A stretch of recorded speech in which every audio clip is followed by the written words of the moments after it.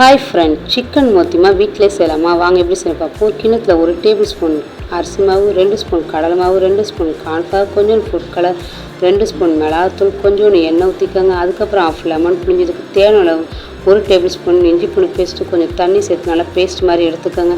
நம்ம video first time பார்க்குங்க, subscribe பண்ணுங்கள், like பண்ணுங்கள். அதுக்கப்புறம் இதுக்கு தேவையான உப்பை போட்டு நம்ம கழுவி சிக்கனை இதே சேர்த்து 1 மணி நேரம் ஊற வச்சுங்க. அப்போ தான் நல்லா சிக்கன் சாஃப்டாக ஜூஸியாக இருக்கும். அதுக்கப்புறம் கடாயில் எண்ணெய் வச்சு எல்லா சிக்கனையும் நல்லா பொரிச்சு இது மாதிரி எடுத்து வச்சுக்கோங்க. 10 பல் பூண்டு நறுக்கி வச்சுக்கிறேன், 10 சின்ன வெங்காயம் நறுக்கி வைக்கிறேன், கொஞ்சோண்டு மிளகு சேர்த்து 10 பல் பூண்டு நறுக்கி வச்சுக்கிறேன். ஒரு கடாயில் எண்ணெய் ஊற்றி எண்ணெய் காஞ்சதுக்கப்புறம் சின்ன வெங்காயம், கருவேப்பிலை, தட்டி வச்ச பூண்டை சேர்த்து நல்லா வதக்கிக்கோங்க.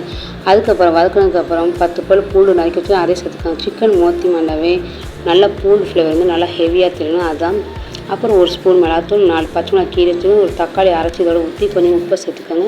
தக்காளி நல்லா ட்ரையான எல்லா சிக்கனையும் சேர்த்து ஒரு பெரட்டி நல்லா மிளகு சீரகத்தூளை தூவி கருவேப்பிலை தூவி இறக்கணும்னா சிக்கன் மொத்திமா ரெடி. இது எப்படி சாப்பிட்டு பார்த்து கமெண்ட் பண்ணுங்கள், லைக் பண்ணுங்கள், சப்ஸ்கிரைப் பண்ணுங்கள்.